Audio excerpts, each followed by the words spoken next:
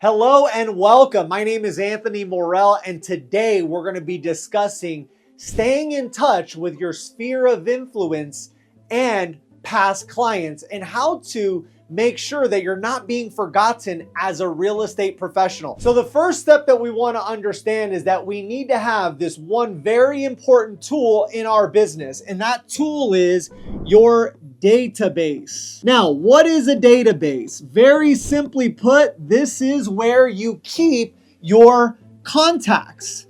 So the individuals that you do business with and the individuals that you would like to do business with in the future, we want to make sure that we have them in one specific location, and that is called your database. Now, what do I have in my database? Well, you can get as extensive as you want with it. Now, there are 5 key components that I would recommend having with each of the contacts that are in your database. And those are name, also includes spouse's name, very important, the phone number, email, address, and birthday. Now, in regards to your database, you could have this information. I've seen it done in an Excel spreadsheet. However, right now, there's amazing tools that are out there that will actually allow for you to put all of this information in there and create auto emails, auto market touches, and we're going to talk about that in a second. First and foremost, though, it's very important that you understand that these are the elements that you want to have in your database. Now, I'm often asked, well, how do I even talk to someone about being in my database? And there's a very simple script that I want you to write down right now. And the script goes like this. Mr. or Mrs. Client, is there anyone that is keeping you updated with the market? As you know, the slightest changes in the market could mean a significant impact on your investment. And then at that point, all you want to do is, what is the best email for us to be in communication with each other on? And as long as you're doing that and you just assume that they're going to give you that email address, what's going to happen is you're going to be able to adopt your 2 things, your sphere of influence, those that you come in communication with, as well as your past clients into your database. So it's very important that you write that script down. Is there anyone that's keeping you updated with the market? As you know, the slightest changes in the market could mean a significant impact on your investment. Well, what if it's a buyer? A significant impact on your future investment. Now, what I want to help you understand is that, first off, your database is going to be compiled with people that maybe they haven't done business with you. However, they're part of your sphere of influence. These are individuals that are in your community that you do life with. And if they think about real estate, you would like for them to think about you. The second component that is vital to your database are your past clients. Now, as soon as you close the transaction, what I like to do with my past clients is let them know the cadence that you're going to be in communication with them on. And I'm going to address that cadence in a minute here. However, very important that we understand that our database is compiled with our contacts from the community, or also known as AKA our SOI or sphere of influence, and our past clients. When a transaction closes, yes, you're out looking for a closing gift and things of that nature because you want to make it special.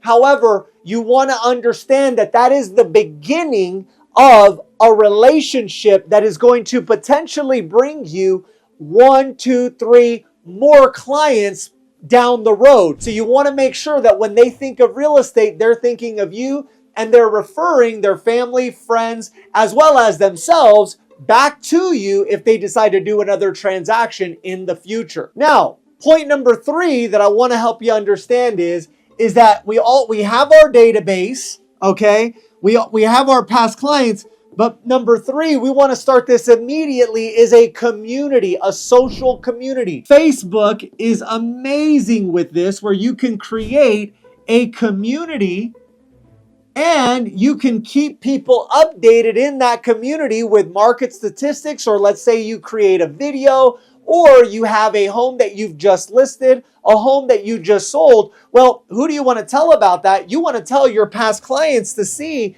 and your sphere of influence to see if they may know somebody that is looking to purchase a home or sell a home. Either way, you still stay front of mind, and this Facebook community allows for you to stay in more communication with your database. In step number 4, we're going to start to break down the cadence of being in communication with our database. Now, the cadence is very important, and the way that I want you to think about it is, and the way that I've thought about it is always air, land, and sea. If I'm going to go to war, you don't just go to war, on the ground. No, the military is going to attack air with the Air Force, land with the Marines, and sea with the Navy. So there's multiple different areas of how you want to be in communication with your database. So the first cadence that we're going to make sure that we have built in is a monthly email. Most of your databases will automatically send out a monthly email that's a market evaluation or something along those lines. If it's not doing that, then you definitely want to get that set up, and you want to get with a database that's going to allow you to send a market update on what someone's home is worth. The next cadence that we want to make sure that we have in our database and with our database is specifically a monthly call. Now, you always want to make sure that when you're calling, you are bringing value. So you could utilize a market update. You could speak with your lender about what the current interest rate is in the market, what the current average days on market is, what the current absorption report is.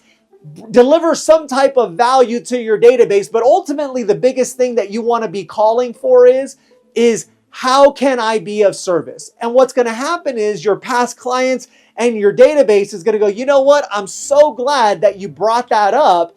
I was just thinking, do you have a referral for somebody that works on roofs? Do you have a referral for whatever the case is? When they think of anything that is revolved around the home, they're able to think about you. And then guess what's going to end up happening? The minute that they hear real estate, they're going to say, you got to call you in order to get dialed in and make sure that all of your needs are met and addressed. You build that level of trust and you build that level of consistency with your monthly call to them. Now, point number 6 is a tool that I think will really help take your business to the next level. And this is the land one. This is the physical touch. Now, for some of you that are watching this, you're saying, Anthony, I have 100 past clients. I have 500 people in my database. There's no way that I could physically go to each of their homes and visit them so they could physically, say hi to me, give them a high five, something along those lines. So what I would share with you is that is very, very useful is the quarterly mailer. And in that quarterly mailer, this is the mindset that I want to help you with. 4 different mail pieces that go out to your database. And what I want you to focus on is each of those mail pieces, I want you to address them to the personality style. So I want you to think, what does a driver want to know? What is somebody that's amiable? What's going to make them feel good?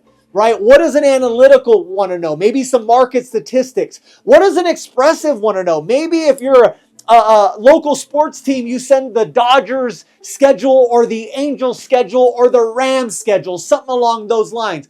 Ultimately, what you want to do is through that mail piece, through that mailer, you want to make sure that you're addressing all 4 personality styles and that there's something physically there that they can touch so that you're in that constant communication. They have something, and guess what? When they think of real estate, boom, your information is right there, and they can also hand that out and things of that nature. Make sure that you're following step number 6 with a quarterly mailer. The last and final step that I would share with you to making sure that you are staying front of mind with your database is a client appreciation event. In the client appreciation event, this is something that is going to bring your clients together in one place in a format of appreciation. Now, I've seen this done in so many different ways. I've seen it done where a movie theater, you rent out a movie theater for the premiere of a brand new movie that's coming out, and all the families come together and it's great. I've seen this done exclusively at a winery. I've seen this done at a ball game or at a sports game where you purchase a group of tickets for your clients to come to the event and be together. And ultimately, what you're doing is you're building community in person.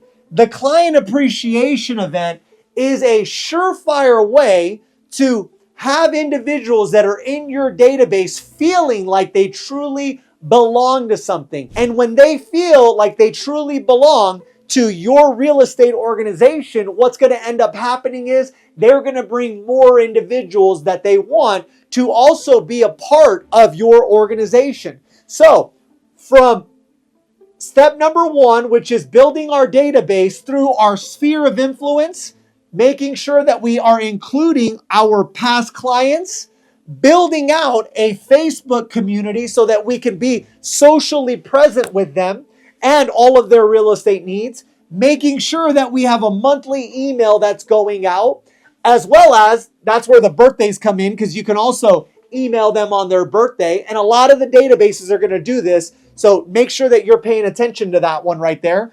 A monthly call. Pick up the phone and call. How can I be of service? I'm just curious. What can I do to be of support to you and your family at this moment? Any real estate needs? A quarterly mailer, which is going to be delivered to them so they have a piece of mail so that now physically they are there and, oh, wow, this is great. And it's hopefully something that's going to get a laugh out of them or a good piece of information that they can utilize in a decision-making process, as well as your client appreciation event. If you are following all 7 of these steps, beware, because the goal ultimately is to receive a 10% return annually from your database. What does that mean? That means that if I have 100 people in my database, if I'm doing my job effectively, then guess what? That is 10 transactions. 10 transactions, depending on your average commission check. I'll take a pretty simple one, which is $10,000 times 10K. That is $100,000 recurring revenue annually. And then some of you are thinking, well, Anthony, what if I have 200 or 300? You get the picture. The biggest point, though, is make sure that we're going about it properly. And just remember, bigger isn't better with your database. Better is better. So you want individuals that when they think of real estate, they think of you. I hope this video helped. Thank you so much for your time. Let's get it. Let's go.